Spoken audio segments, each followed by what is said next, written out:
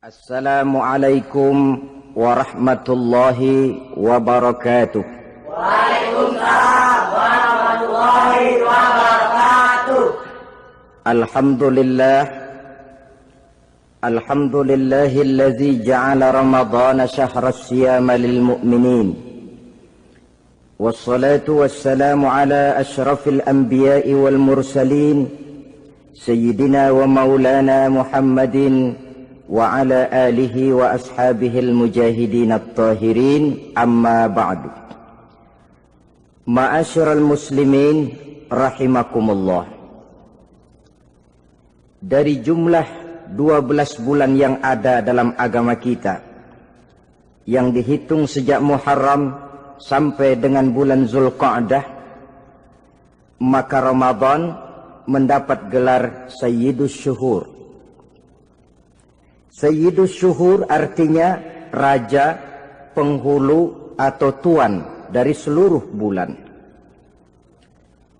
Apa sebabnya maka Ramadan ini dinamakan Sayyidus Syuhur? Sebab yang pertama, Ramadan dipilih oleh Allah menjadi bulan tempat di mana pertama kali diturunkan ayat-ayat suci Al-Quranul Karim. Allah tidak memilih Rabiul Awal, tidak Rajab, tidak pula Sya'ban misalnya, tetapi dipilihnya Ramadan untuk menjadi bulan di mana diturunkan ayat-ayat suci Al-Quranul Karim, seperti yang dijelaskan dalam surah Al-Baqarah ayat 185. A'udzu billahi minasyaitonir rajim. Syahrul Ramadan allazi unzila fihi al-Qur'an hudan linnasi wa bayyinatin minal huda wal furqan. Bulan Ramadan, bulan di mana diturunkan di dalamnya Al-Quranul Karim, yang merupakan petunjuk dan jalan menuju petunjuk bagi orang-orang yang beriman. Oleh sebab itu, salah satu bentuk ibadah yang sangat dianjurkan di bulan Ramadan diantaranya ialah memperbanyak membaca ayat-ayat suci Al-Quranul Karim. Yang kedua, Ramadan disebut Sayyidus Syuhur karena di dalamnya ada satu malam yang bobotnya khairun min alfi syahr. Satu malam tetapi lebih baik daripada 1000 bulan. Itu dinamakan dengan Lailatul Qadar. 1000 bulan kira-kira 83 tahun. Nilai ibadah di malam itu lebih baik daripada nilai ibadah 83 tahun. Padahal umur orang sekarang kan jarang yang sampai 83 tahun. Bagaimana ini harus kita pahami? Ma'asyiral muslimin, sejak kita akil balik sampai kepada usia kita yang sekarang ini, kalau kita mau jujur bercermin, rasanya kita harus mengakui banyak dosa dan kesalahan yang pernah kita kerjakan. Kalau kita berbuat dosa selama 40 tahun, kemudian kita bertaubat 20 tahun lamanya, kalau menurut rumus dagang, ini kan belum tertutup. Dosa 40 tahun ditebus dengan taubat 20 tahun. Tapi haruskah dosa tidak terampuni? Allah Subhanahu wa ta'ala Maha Penyayang. Disediakannya malam-malam yang istimewa, yang punya nilai khusus. Seolah-olah Allah berkata, hai manusia, kau tidak perlu putus asa. Bagaimanapun banyak dosa kau lakukan, bagaimanapun banyak kesalahan kau kerjakan, nih, aku sediakan satu malam khairun min alfi syahrin, lebih baik daripada 1000 bulan yang disebut dengan Lailatul Qadar. Kapan sih Lailatul Qadar itu? Menurut Al-Imamul Ghazali, Lailatul Qadar itu adanya pada 10 hari yang akhir di bulan Ramadan, terutama pada malam-malam ganjil. Malam 21, 23, 25, 27, dan 29. Tapi orang yang ingin menemukan Lailatul Qadar, dia harus sudah berjaga sejak awal Ramadan. Jadi nggak boleh pakai ilmu ngincer. Tahu ilmu ngincer? Tanggal 20 Ramadan nggak terawih, 21 terawih, 22 perek lagi, 23 masuk lagi, 24 nggak ke masjid. Temannya tanya, kenapa nggak ke masjid? Ini kan bukan malam ganjil, nggak turun Lailatul Qadar. Saya kira yang kayak begini dapatnya bukan Lailatul Qadar, boleh jadi Lailatul Qadar. Orang yang ingin menemukan Lailatul Qadar itu, dia harus berjaga-jaga sejak awal Ramadan. Inilah di antara tugas kita, memanfaatkan waktu-waktu yang punya nilai istimewa. Itu ada dalam agama. Dalam setiap minggu ada hari istimewa. Dalam setiap hari ada jam-jam istimewa. Dalam setiap tahun ada bulan istimewa. Coba, dalam setiap minggu ada hari istimewa, hari Jumat. Dalam setiap hari ada jam-jam istimewa, sepertiga malam yang terakhir. Antara jam 2 sampai menjelang fajar di kala subuh, itu saat-saat istimewa. Di samping saat istimewa, Allah pun menyediakan tempat-tempat yang istimewa. Solat di Masjidil Haram, pahalanya 100.000 kali ketimbang solat di masjid-masjid lain. Begitu di Masjid Nabawi misalnya, ini tempat yang istimewa. Lailatul Qadar, waktu yang istimewa yang diberikan kepada kita untuk kita manfaatkan dengan sebaik-baiknya. Toh dalam kehidupan bernegara saja misalnya, kan pada setiap tanggal 17 Agustus itu presiden memberikan grasi ampunan kepada para entah itu tahanan politik dan sebagainya. Ada yang mendapat potongan tahanan. Waktu-waktu yang istimewa. Inilah sebab kedua kenapa Ramadan dinamakan Sayyidus Syuhur. Sebab yang ketiga, Ramadan disebut Sayyidus Syuhur karena di dalamnya nilai kebajikan berlipat ganda adanya. Satu hadis menjelaskan, "Lau ta'lamu ummati ma fi Ramadan, latamannau an takuna as-sanatu kullaha Ramadan." Andai kata umatku tahu keistimewaan apa yang ada di dalam bulan suci Ramadan, niscaya mereka ingin agar sepanjang tahun isinya Ramadan saja. Apa sebabnya? Li'annal hasanata fihi mujtami'atun. Di dalam bulan Ramadan itu berkumpul segala macam kebajikan. Wa ta'atu maqbulatun. Segala perbuatan taat diterima oleh Allah. Wa da'awati mustajabatun. Segala macam doa dan permohonan dikabulkan oleh Allah. Wa dzunuba maghfuratun. Dan segala macam dosa diampuni oleh Allah Subhanahu wa ta'ala. Berlipat gandanya nilai kebajikan yang kita kerjakan di bulan suci Ramadan. Itu sebabnya seorang muslim dalam menyambut bulan suci Ramadan penuh dengan sikap kegembiraan. Kata baginda Nabi, "Man fariha bidukhuli Ramadan, haramallahu jasadahu 'alan niran." Siapa orang yang gembira dengan datangnya bulan suci Ramadan, Allah haramkan badannya dari api neraka. Gembira menyambut Ramadan artinya bagaimana? Apa Ramadan datang terus bakar petasan? Bukan. Pukul beduk? Bukan. Apa gunanya pukul beduk kalau nggak puasa? Apa gunanya bakar mercon kalau tidak melaksanakan ibadah di bulan suci Ramadan? Gembira menyambut datangnya Ramadan dalam arti mempersiapkan diri untuk melaksanakan ibadah dengan sebaik-baiknya di bulan suci Ramadan ini. Ma'asyiral muslimin rahimakumullah. Yang terakhir, kenapa Ramadan disebut Sayyidus Syuhur? Karena di dalam bulan suci Ramadan ada perintah melaksanakan ibadah puasa. Apa istimewanya ibadah puasa? Pertama, yang dipanggil untuk melaksanakan puasa itu iman. Ini panggilan istimewa. Allah menyatakan, Ya ayyuhalladzina amanu kutiba alaikumusiyam. Hai orang-orang yang beriman, diwajibkan atas kamu berpuasa. Iman yang dipanggil untuk melaksanakan ibadah puasa.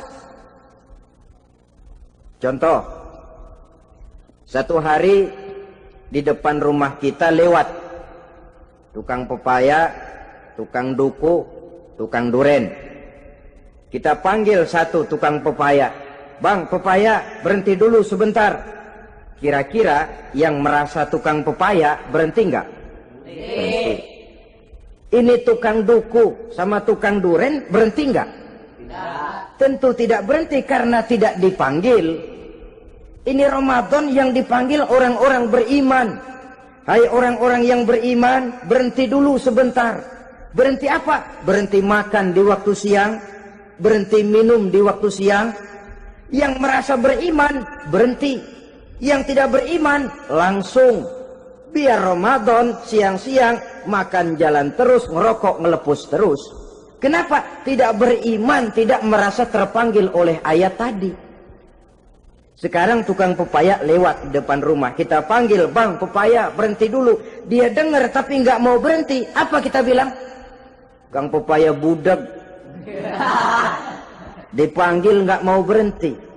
Ini ada orang ngaku beriman kepada Allah, Ramadan dipanggil disuruh berhenti makan siang, nggak berhenti juga, mukmin budak. Disuruh berhenti minum di waktu siang, nggak berhenti juga, mukmin budak. Ini istimewanya puasa. Panggilan difokuskan kepada iman. Hai orang-orang yang beriman. Allah tidak bilang hai orang-orang yang sudah masuk Islam, tidak. Ya ayyuhallazina aslamu, tidak.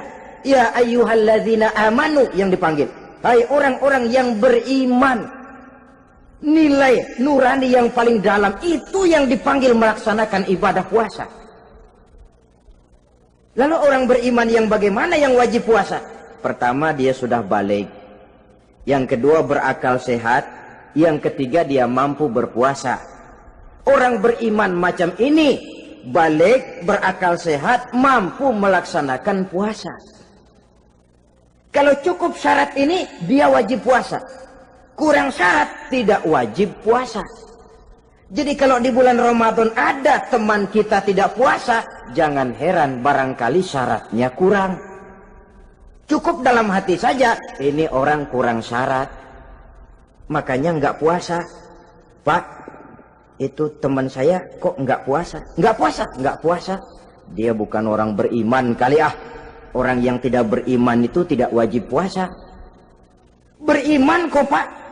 Iman, tapi nggak puasa. Nggak puasa. Belum balik kali ah. Belum balik, cuma badan doang gede. Bongsor kali itu.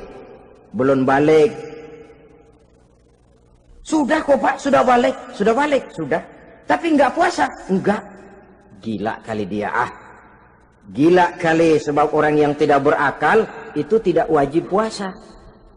Waras Pak, dia tidak gila. Tidak. Barangkali dia tidak mampu melaksanakan puasa karena terkena uzur syar'i. Ini keistimewaan puasa yang pertama yang dipanggil melaksanakannya iman. Keistimewaan yang kedua, oleh karena yang dipanggil iman, maka puasa dinamakan ibadah sirriyah. Ibadah rahasia. Kalau kita sembahyang, orang lihat kan? Lihat enggak? Lihat. Kita bayar zakat, orang tahu. Kita pergi haji, apalagi pergi haji, sekampung nganterin. Tapi kita puasa atau tidak puasa, yang tahu kan cuma kita dan Allah saja. Pura-pura sedekah, nggak bisa. Pura-pura sholat, ketahuan. Gerakannya mesti canggung. Pura-pura pergi haji, kemana perginya? Tapi pura-pura puasa, gampang. Namanya ibadah sirriyah. Bulan puasa, jam 8 pagi, makan. Keluar rumah, bibir lap yang kering. Jalan lemesin dikit. Ada angin, belaga miring. Temennya tanya, "Lu lemes amat, gue lagi puasa nih." orang lain bisa dibohongi. Sebab puasa memang merupakan ibadah sirriyah yang tahu cuma kita dan Allah saja. Karena dia ibadah rahasia, puasa ini sulit terkena penyakit riya. Ibadah yang lain karena kelihatan orang gampang kena penyakit riya, to show only. Salat karena kelihatan orang gampang kena penyakit riya. Karena saya jadi imam, misalnya di belakang saya lihat ada mertua, wah saya bikinlah sembahyang saya mantap-mantap, pakai serban, pakai siwak, bahasanya saya paseh-pasehin kayak orang 16 tahun di Mekah. Wah, ufolli warwal maghribi salasa raka'atin Allahu Akbar. Surahnya saya cari yang panjang-panjang, paling pendek sabbihis sama wadduha. Akibat apa itu? Riya, di belakang ada calon mertua. Tapi kalau sholat sendirian dalam kamar, boro-boro pakai serban dan siwak, kadang-kadang kaos kutang saja cukup. Surahnya jangan sabbih sampai wadduha, langganannya inna a'toinakal kautsar sama qul huwallahu ahad. Karena sholat terlihat orang, mudah kena penyakit riya. Sedekah pun begitu. Mulanya niatnya cuma mau sedekah 5.000, karena ada orang yang disedekahsegani naik 10.000, yang 5.000 sudah karena orang. Jadi ibadah yang lain itu mudah terkena riya, tapi juga mudah dinilai orang. Kita bisa saja bilang, itu orang sholatnya khusyuk ya. Kenapa? Kelihatan dari gerakannya. Itu orang hajinya mabrur ya. Kenapa? Kelihatan dari tingkah lakunya setelah pulang haji. Itu orang sedekahnya berani ya. Kenapa? Ketahuan dari jumlahnya. Ibadah yang lain bisa dinilai, tapi puasa nggak bisa dinilai. Tuh orang puasanya mantap bener ya. Kenapa? Beludah melulu. Itu bukan ukuran. Itulah sebabnya dia dinamakan ibadah sirriyah, ibadah yang abstrak, yang tahu cuma si pelaksana dan Allah saja. Ini keistimewaan puasa yang kedua. Yang ketiga, saudara-saudara, kalau ibadah-ibadah yang lain, ganjaran pahalanya itu dijelaskan oleh Allah. Sedekah kalau ikhlas pahalanya begini.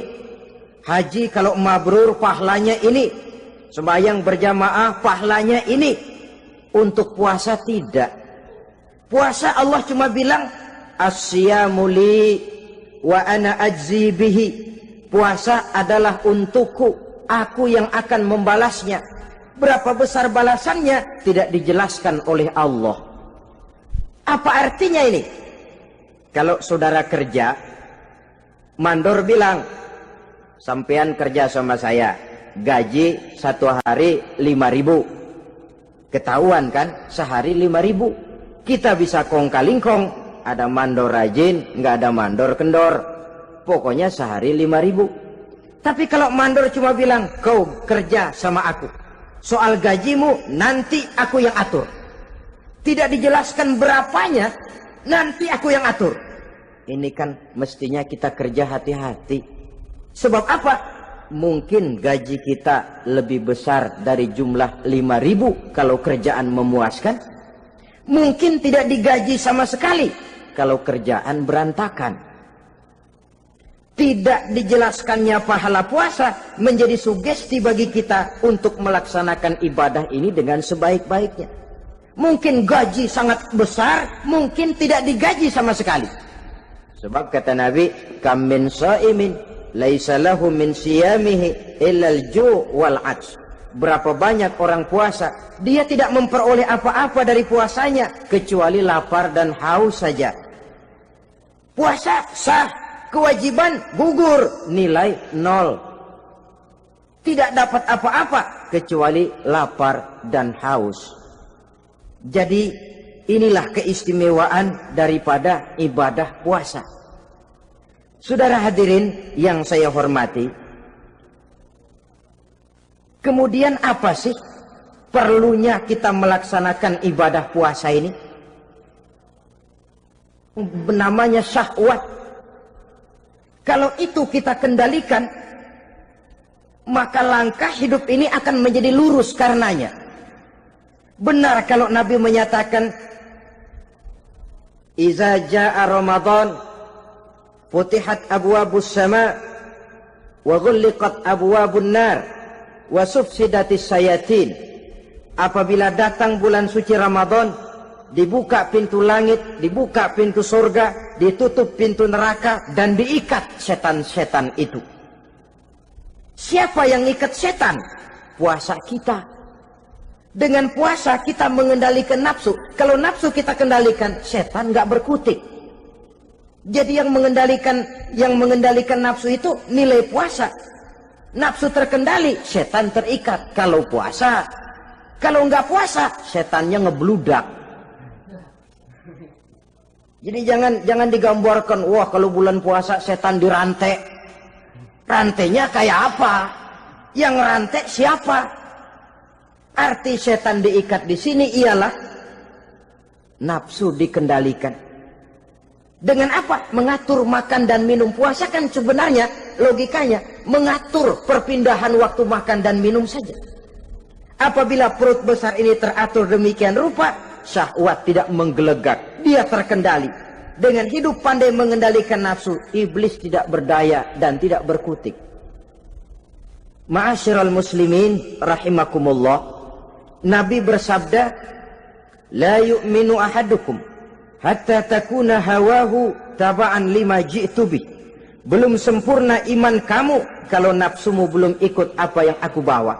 Yang dibawa Nabi tidak lain daripada syariat, termasuk di dalamnya pelaksanaan ibadah puasa. Karena itu saya pesan kepada seluruhnya, jangan kalau puasa kayak orang ngancem. Siang bisa mengendalikan nafsu, tapi begitu maghrib berbunyi, nafsu sudah tidak terkendalikan lagi. Itu namanya puasa orang ngancem. Kayaknya, biarin siang gua tahan, ntar lo maghrib. Begitu maghrib berbunyi, sudah macam bendungan pecah. Semua isi meja pindah ke perut. Akhirnya, kalau siang dia setengah mati kelaparan, habis buka setengah mati kekenyangan. Dua-duanya jelek. Kalau sudah kekenyangan, yang enak kan ngukur balik. Tidur. Maghrib liwat, isya out, trawek boten. Temennya nyamper ke masjid yuk terawih duluan deh, gua kenyang bener nih. Kenyang. Berbuka itu yang bagus pakai etik ya, etika buka itu. Maghrib berbunyi, cukup seteguk air, 3 butir korma atau sepotong kue. Sholat maghrib. Selesai sholat maghrib, masuk ronde kedua. Waktunya agak panjang, makan ala qadarnya. Selesai makan, berangkat ke masjid, isya, tarawih. Pulang tarawih, masuk ronde ketiga. Waktunya panjang, mau habis-habisan juga nggak apa-apa. Tapi kalau begitu maghrib berbunyi, langsung dipukul 1 ronde, kita yang rubuh. Kekenyangan. Waktu siang dia sanggup mengendalikan nafsu, tapi begitu maghrib berbunyi, nafsu sudah tidak terkendali lagi. Asar pengaruh puasa tidak akan membekas dalam jiwanya. Siang jelas puasa, nggak boleh ngerokok. Begitu maghrib sampai imsak kayak lokomotif, kelebul nggak berhenti-berhenti. Tidak lagi sanggup mengendalikan diri, mumpung boleh katanya. Sampai pernah kejadian ada orang bangun sahur kesiangan, bingung dia waktunya tinggal dikit. Mau sahur dulu nggak keburu ngerokok, mau ngerokok dulu takut nggak keburu sahur, akhirnya bareng. Sebelah nyuap nasi, sebelah ngerokok. Itu macam mana rasanya kalau sudah kayak begitu? Padahal pengaruh daripada melaksanakan puasa akan terlihat dari sejauh mana seseorang dalam hidup mampu mengendalikan nafsu. Bukan pada waktu memang dilarang, tapi pada waktu diizinkan. Di situ yang paling kelihatan. Kalau waktu siang saudara mampu mengendalikan nafsu, itu jelas saja memang seharusnya wong puasa. malam dalam keadaan makan boleh, minum boleh, masih mampu mengendalikan nafsu, dalam arti makan dan minum pada batas yang wajar saja. Itulah yang dikehendaki dari melaksanakan ibadah puasa, sehingga ibadah itu membekas dan ikut membentuk kepribadian orang. Sekali lagi, jangan cuma waktu siang saja bisa mengendalikan nafsu. Di waktu malam pun dalam kondisi yang memang dihalalkan, kita juga hendaknya mampu mengendalikan nafsu. Jadi inilah perlunya puasa yang pertama, supaya kita bisa mengendalikan nafsu. Yang kedua, puasa itu melatih kita hidup sederhana. Orang sufi mengajarkan orang yang paling kaya ini sebenarnya orang yang hidupnya paling cukup. Sedangkan orang miskin adalah orang yang kebutuhannya kelewat banyak. Maka yang paling kaya, bahkan yang maha kaya, itu sebenarnya cuma Allah. Sebab apa? Dia nggak perlu apa-apa. Makin banyak keperluan kita, makin miskin kita. Coba orang puasa lihat. Kalau sudah jam 2, jam 3, itulah barangkali memang termasuk godaannya dalam melaksanakan ibadah puasa. Kalau jam 1 siang, jam 2 siang, jangankan makanan enak, nangka busuk kita lihat legit. Barangkali cobaan di dalam melaksanakan ibadah puasa. Tapi kalau sudah maghrib berbunyi, berbuka kita kena seteguk air, sepotong roti, 3 butir korma, kenyang rasanya. Kemana keinginan yang tadi begitu menggebu-gebu? Oh, bisikan nafsu rupanya itu. Makin dalam kita merenung, makin sampai kita kepada bentuk kesederhanaan di dalam hidup ini. Puasa membentuk pribadi seorang muslim untuk jauh daripada sifat tamak bin rakus alias rakah. Tamak itu berasal dari kalimat toma dalam bahasa Arab yang sifatnya sudah terukir dari hurufnya. Huruf to, tengahnya bolong. Huruf mim, tengahnya bolong. Huruf ain, mulutnya mangap, perutnya gede. Jadi orang tamak macam itulah. Apapun yang diberikan Allah tidak pernah ada cukupnya dan tidak pernah ada syukurnya. Sehingga Nabi menjelaskan, lau anna libni adam wadiyani min zahabin labtagha lahuma thalisan wala yamla'u jawfa ibna adam illa turab. Andai kata manusia mempunyai 2 buah ladang yang seluruhnya emas, tidak usah kepalang tanggung, ladang emas, 2 ladang semuanya ladang emas, dia tidak akan puas, dia akan mencari lagi ladang yang ketiga. Wala yamla'u jawfa ibna adam illa turab. Mulut manusia ini memang tidak akan pernah penuh kecuali kalau sudah diisi dengan tanah. Kapan diisi dengan tanah? Kalau sudah menghadap ke arah kiblat di liang lahat, nah itu baru mulut udah nggak ngerawil, diam, tenang, kalem, diisi dengan tanah. Dengan demikian kita lihat bahwa puasa makin kita hayati, makin dekat kita kepada kesederhanaan di dalam kehidupan ini. Islam tidak melarang orang untuk kaya, untuk punya harta. Yang dilarang ialah sifat rakus, serakah, dan tamak. Karena ini akan membuat orang melakukan segala macam cara, ingkar kepada nikmat Allah, tidak pandai bersyukur, pandangan matanya selalu diarahkan ke atas. Dikala hidupnya sudah serba cukup, dia masih merasa kurang. Sebab itu dia selalu kurang. Dia sudah kaya tapi masih merasa miskin saja, maka hidupnya pun miskin terus. Saudara-saudara ma'asyiral muslimin, ini hikmah yang kedua kenapa kita perlu puasa. Yang ketiga, puasa itu melatih kita cinta kepada fakir miskin, orang-orang yang tidak mampu, yang memerlukan pertolongan. Bagaimana caranya? Dunia pendidikan berkata bahwa pendidikan akan lebih berhasil kalau bersifat audiovisual. Mengajar anak berenang, bawa ke kolam. Mengajar anak naik sepeda, berikan sepedanya. Mengajar orang cinta fakir miskin, rasakan apa yang dirasakan oleh fakir miskin. Apa itu? Lapar, haus. Kan nggak bisa ngajarin anak berenang teori saja. Ke kolam nggak pernah. Teori hafal luar kepala. Gaya dada begini, gaya 200 meter begini, gaya kupu-kupu begini, gaya bebas begini. Teori hafal ke kolam nggak pernah. Sekali terjun gaya batu. Sudah nggak timbul-timbul lagi.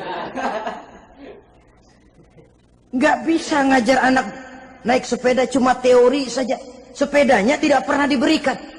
Hafal teori, bab 1 pegang setang, bab 2 dorong, bab 3 kaki kanan naik pedal kanan, bab 4 genjot. Hafal teori, megang sepeda nggak pernah. Begitu dikasih sepeda dia naik, habis tukang bakso. Pun mendidik orang cinta kepada fakir miskin tidak bisa cuma lewat seminar, kongres, penataran, indoktrinasi. Diadakan simposium, seminar, diskusi supaya orang cinta kepada fakir miskin, tapi yang bicara orang kenyang semua. Bagaimana hati ini mau peka? Islam itu nggak usah banyak teori lah. Rasakan saja lapar haus, enak nggak? Kalau kau tahu lapar dan haus tidak enak, kau lapar haus cuma sebentar. Habis maghrib, laparmu hilang, hausmu hilang. Bagaimana saudara-saudaramu muslimin yang terkapar di kolong-kolong jembatan? Yatim piatu yang hidup terlunta-lunta. Perempuan-perempuan tua hidup miskin, anak pun banyak perlu uluran tangan. Lapangan kerja sulit, persaingan hidup makin tajam. Meringkuk mereka di sudut-sudut kehidupan. Beratap langit, beralas bumi, tanpa tahu kapan hidup dan nasibnya akan berubah. Di situ pekaklah hati untuk hidup tidak cuma buat kepentingan diri dan perut sendiri saja, tapi mampu memberikan pertolongan sesuai dengan kemampuan kepada mereka yang memang memerlukan. Sebuah hadis menyatakan, irhamu ahlal ardi yarhamkum man fis sama. Sayangilah apa yang ada di permukaan bumi, nanti yang di langit akan sayang kepadamu. Si kaya sayang kepada yang miskin lalu menolongnya. Yang alim sayang kepada yang awam lalu membimbingnya. Yang pemimpin sayang kepada rakyat lalu melindunginya. Yang di langit akan sayang kepada kita, akan turun rahmah berlimpah, akan tercipta keberkahan dan ketenangan dalam hidup. Tapi kalau sebaliknya, yang kaya malah nyantap yang miskin, yang pemimpin malah menggilas yang rakyat, yang alim malah membodoh-bodohi orang yang memang sudah bodoh, akan terwujudlah malapetaka. Bukan rahmah yang turun dari langit, tapi azab akan menimpa kita semua. Orang yang menghayati lapar, menghayati haus, akan timbul kepekaan sosial. Hidup tidak cuma untuk diri sendiri saja, tapi mampu melihat lingkungannya. Yang keempat, kita perlu puasa untuk menumbuhkan sifat jujur dan disiplin. Coba lihat, kalau tengah hari bulan puasa, andai kata saudara masuk ke dalam kamar seorang diri, saudara kunci dari luar, lalu saudara makan, tidak seorang pun tahu. Tapi kenapa itu tidak kita lakukan? Ada semacam perasaan malu. Malu kepada Allah. Iya, orang lain tidak tahu. Iya, manusia bisa saya bohongi, tapi Allah. Atau umpamanya waktu sholat zuhur, saudara sholat zuhur di masjid, umpama ketika ngambil air wudhu, giliran ke kemur, saudara korupsi dikit aja, telan. Yang Nabi sumu tasihhu, berpuasalah kamu, badanmu akan sehat. Sebab apa? Saya katakan tadi, semua energi dihasilkan dari perut besar sini.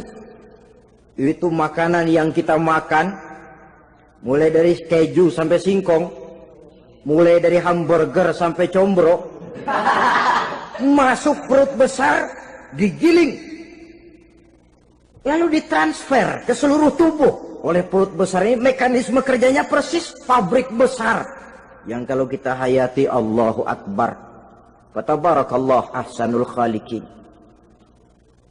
Ini tangan supaya kuat kerja perlu vitamin apa? Kirim ke tangan. Mata supaya awas perlu vitamin apa? Kirim ke mata. Bibir supaya nggak pecah perlu vitamin apa? Kirim ke bibir. Oleh perut besar ditransfer ke seluruh tubuh. Sisanya yang nggak perlu keluar jalan belakang. Kalau perut besar ini terus-menerus bekerja, ibarat mesin diporsir, dia akan cepat rusak. Maka datang bulan Ramadan, perut besar itu jangan terlalu diporsir. Diberikan tenggang waktu istirahat. Sehingga Nabi memberikan jaminan sumu tasihhu. Berpuasalah kamu, pasti kamu akan sehat.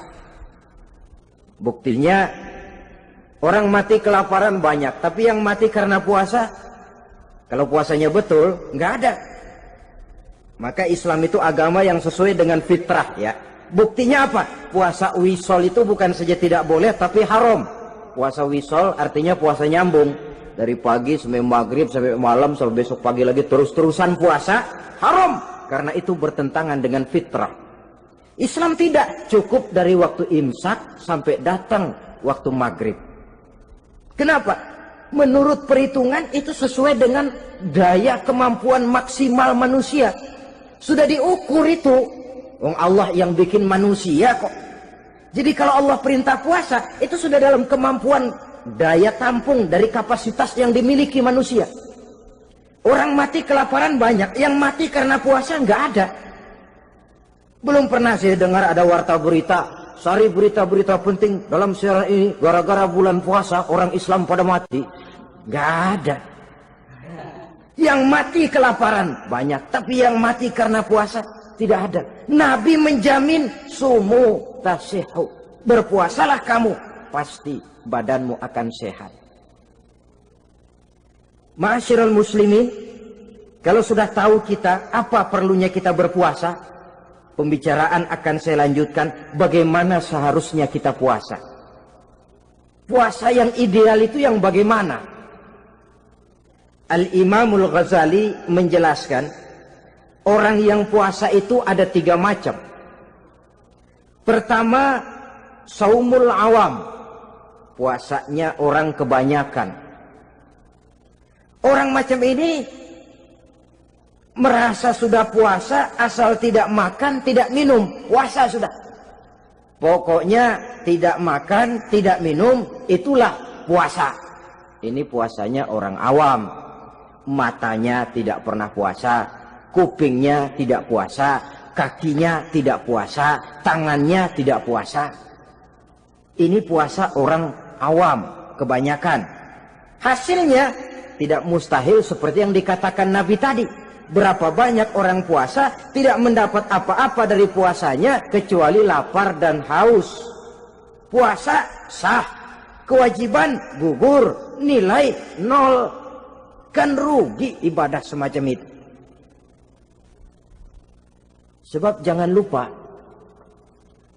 yang membatalkan itu kan 2. Ada yang membatalkan pahala puasa, ada yang membatalkan puasa. Bedanya apa? Kalau puasa batal, pahala jelas batal. Tapi kalau pahala yang batal, puasanya mungkin sah. Kewajibannya gugur, tapi pahala tidak ada. Kalau yang membatalkan puasa sih umumnya kita bisa jaga itu. Sebab apa? Masalahnya konkret, kelihatan. Apa yang membatalkan puasa? Misalnya makan dan minum yang disengaja walaupun sedikit. Batal. Sedikit tapi sengaja tidak mengenyangkan, batal. Mamanya pentol korek yang kecil itu. Sengaja telan waktu puasa, batal.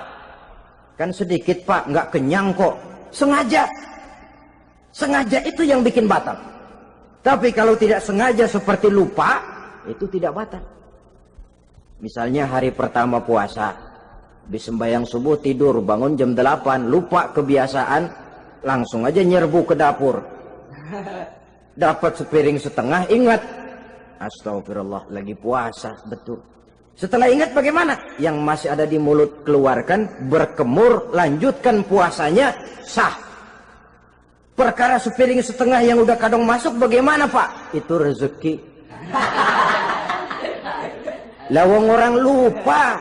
Lupa itu kan jenis yang ma'fu anhu, jenis yang dimaafkan.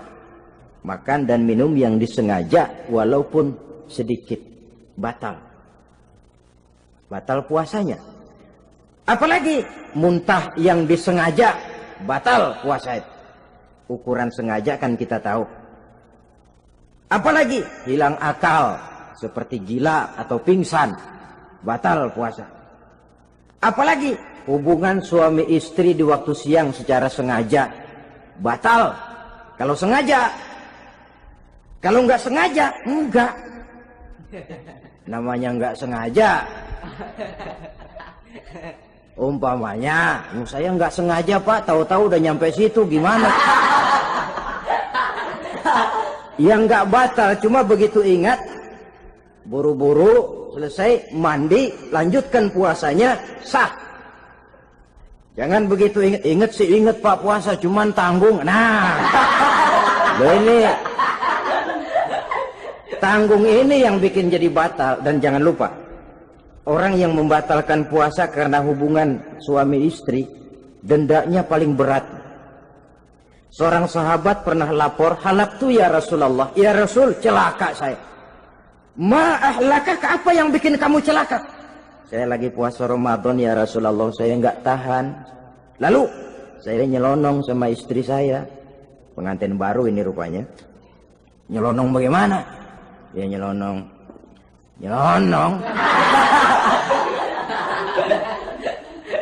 Melanggar dia, tapi jujur, lapor. Kata Rasul, ya sudah, bayar dendanya. Dendanya apa ya Rasulullah? Bebaskan budak. Aduh, saya nggak punya budak ya Rasulullah. Tidak punya. Puasa 2 bulan berturut-turut, tidak boleh diselang-seling. Syahraini mutatabi'aini, 2 bulan berturut-turut, tidak boleh diselang-seling. Gimana? Sanggup puasa 2 bulan berturut-turut? Enggak kuat ya Rasulullah. Enggak kuat. Ramadan yang sebulan aja saya nyelonong, apalagi 2 bulan. Kalau kau tidak kuat juga, beri makan 60 fakir miskin, 1 orang 1 mod ya Rasulullah. Apalagi jangan memberi makan 60 fakir miskin. Kalau istri saya di rumah sehari masak, 3 hari libur. Saya orang susah ya Rasulullah. Saya pikir lagian ya orang kebangetan juga, sudah melarat sama larangan berani. Rasul masuk ke dalam kamar, keluar kembali bawa sekeranjang kecil kurma. Kalau kau tidak punya apa-apa, bawa pulang ini. Sedekahkan kepada orang-orang miskin di kampungmu sebagai pembayar dendamu. Ya Rasulullah, apalagi? Di kampung saya itu yang paling miskin saya. Waduh, rusak bener ini orang. Apa marah Rasul? Beliau malah senyum. Ya sudah, kalau memang yang paling miskin kamu, bawa pulang saja itu kurma, beri makan anak istrimu di rumah. Orang ini udah melanggar larangan, dapat kurma lagi. Yang kedua, watak hukum Islam itu elastis, fleksibel, tidak kaku. Tidak kalau sudah begitu ya mesti begitu, itu tidak. Yang sering kaku kan kitanya umat Islam di dalam memahami Islam. Saudara hadirin yang saya hormati, yang tidak boleh itu pun di waktu siang. Kalau malam sejak maghrib sampai sebelum imsak, pada awal perintah puasa tidak boleh. Tapi ternyata banyak juga yang nyerempet-nyerempet. Sampai Allah turunkan, uhilla lakum lailatas siyami arrafasu ila nisaikum. Dihalalkan bagi kamu pada malam puasa bergaul dengan istrimu.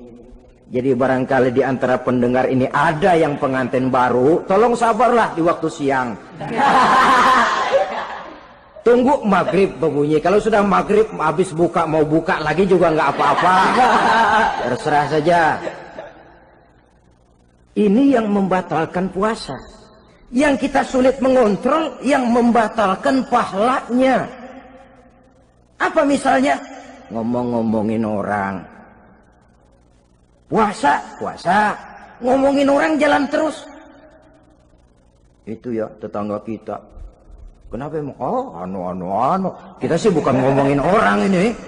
Bukan ngomongin orang katanya. Ngomongin tuyul. Anu. Bohong. Orang puasa bohong apa puasanya batal? Tidak. Puasanya sah. Yang batal mungkin pahalanya. Saudara-saudara ma'asyiral muslimin rahimakumullah. Mata, terutama di kota-kota besar, menjaga mata ini kadang-kadang kita nggak pengen lihat tapi kelihatan. Sebab itu memang yang tidak boleh ngeliatin. Kalau kelihatan lain, kelihatan itu kan rezeki. Orang kita nggak mau tapi kelihatan. Yang kelihatan itu sebentar. Kata Imam Ali, nazaratul ula laka wa tsaniyatu alaika. Pandangan pertama untukmu, yang kedua atasmu. Jadi begitu kelihatan, ya sudah. Jangan kelihatan tapi manteng aja enggak mau. Jadi mantengnya ini yang jadi urusan. Saudara hadirin yang saya hormati, dengan kata lain, berusahalah kita untuk puasa zahir batin. Itu yang pertama tadi. Puasa tingkatnya orang saumul awam disebut. Tingkat yang kedua, saumul khawas. Puasanya orang khusus. Bagaimana ini? Di samping tidak makan dan tidak minum, panca inderanya sudah ikut puasa. Matanya puasa, kupingnya puasa. Asal ada diajak ngomong-ngomongin orang, maaf ya, kuping saya lagi puasa. Kakinya puasa, diajak jalan ke tempat yang tidak baik, dia bilang maaf saja, kaki saya lagi puasa. Diajak nyolong, maaf, tangan saya lagi puasa. Tidak cuma sekedar tidak makan dan tidak minum, panca inderanya sudah ikut puasa. Sekurang-kurangnya seperti inilah puasa kita, zahir batin.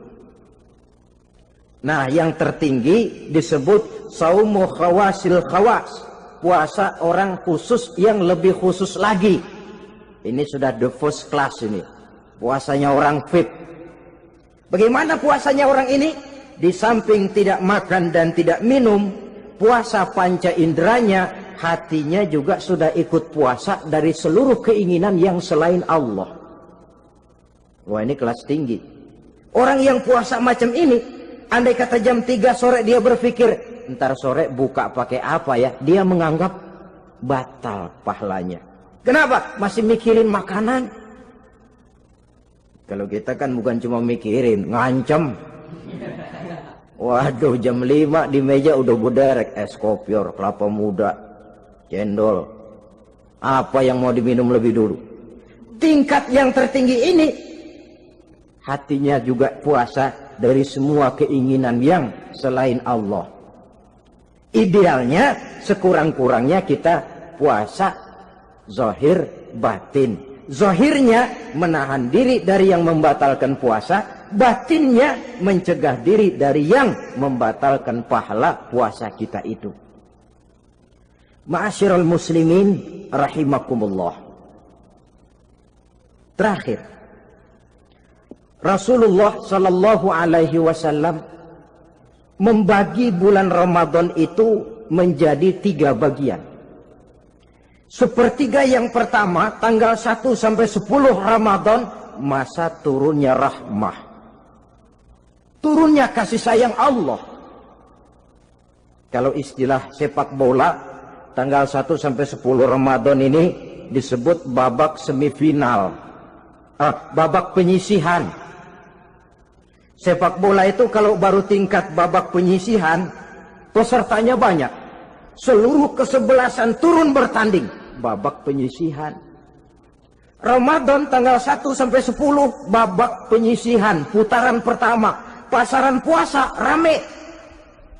Masjid musola full house. Meledak, tidak sanggup menampung jamaah yang tarawih itu. Yang tadarus meriah. Kenapa? Maklum babak penyisihan, seluruh kesebelasan turun bertanding. Tanggal 1 sampai tanggal 10 Ramadan. Bila itu selesai, selesailah putaran pertama. Masuk putaran kedua, sepertiga yang kedua, tanggal 10 sampai 20 Ramadan, masa maghfirah, masa turunnya ampunan dari Allah. Masuk babak semifinal. Sepak bola itu kalau sudah babak semifinal, itu kan sudah banyak kesebelasan yang masuk kotak. Maka 10 Ramadan ke atas, pasaran puasa mulai menurun. Yang enggak puasa mulai nekat. Yang tadarus sudah mulai sayup-sayup sampai. Sementara barisan orang sembahyang tarawih di masjid mulai mengalami kemajuan dengan pesatnya. Barisannya makin maju ke depan. Maklum, tidak semua kesebelasan tangguh. Ada yang sejak bertanding sudah berhitung. Kita sih bakalan kalah jelas, yang penting main aja dulu dah. Ada yang rajin ke masjid, motifnya lain, ada. Karena ikut-ikutan teman, karena malu sama mertua, rajin terawih. Karena nganterin, rajin terawih. Bayangnya paling belakang berdua lagi. Malah ngeledek begitu imam waladolin, dia di belakang nyaut asik.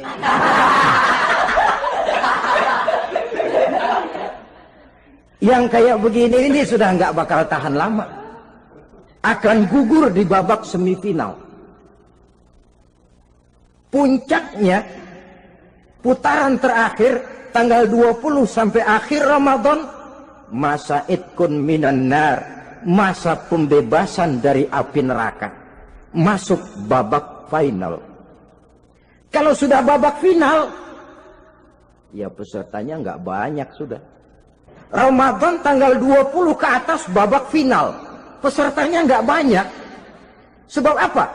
20 Ramadan ke atas pikiran orang sudah bercabang itu. Yang punya kampung sudah siap-siap mau pulang mudik. Lebaran di buah kampung. Puasa kayak enggak, yang penting pokoknya lebaran. Yang pegawai negeri gajinya kecil, anaknya banyak, palanya ngebet. Yang belum punya sepatu, belum punya baju, macam-macam problem, sehingga konsentrasi ibadah menurun.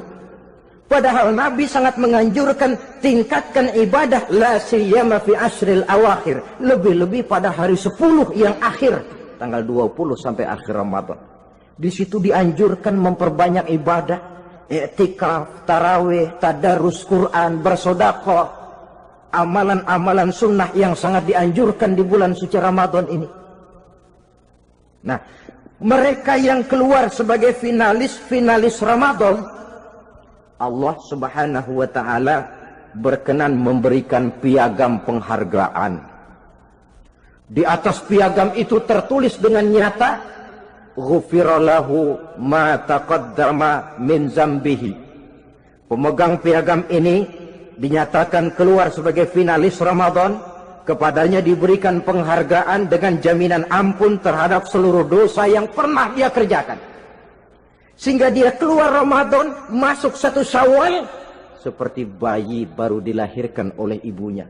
Bersih tanpa dosa, karena sudah dibersihkan oleh ibadah Ramadan. Sehingga masuk Syawal, dia rayakan Idul Fitri, dia pantas mengucapkan minal aidin wal faizin. Minal aidin artinya, semoga kita termasuk orang yang kembali. Kembali kemana? Kembali kepada fitrah. Seperti bayi baru dilahirkan oleh ibunya. Tidak punya dosa kepada Allah, karena sudah dibersihkan oleh ibadah Ramadan. Ini orang yang finalis. Puasanya betul, tarawihnya betul, pantas mengucapkan minal aidin. Dan kalau tarawih cuma 2 malam, puasa 3 hari. Lebaran paling rajin, mas minal aidin ya, minal aidin. Nggak tahu diri lu. Minal aidin dari mana? Saudara hadirin, dosa kepada Allah bersih oleh ibadah Ramadan. Tinggal dosa kepada sesama manusia, berhalal bihalal di hari raya Idul Fitri. Nah, inilah pembicaraan kita pada pertemuan kali ini, dengan harapan mudah-mudahan ibadah kita diterima Allah, kita keluar sebagai finalis yang pada akhirnya masuk ke dalam kelompok minal aidin wal faizin, orang yang kembali suci kepada fitrah dan orang yang beruntung. Dengan semangat inilah kita rayakan Idul Fitri, hari raya kembali kepada fitrah. Terima kasih banyak atas segala perhatian. Mohon maaf atas segala kekurangan. Usikum wa nafsi bitaqwallah. Wassalamualaikum warahmatullahi wabarakatuh. Waalaikumsalam.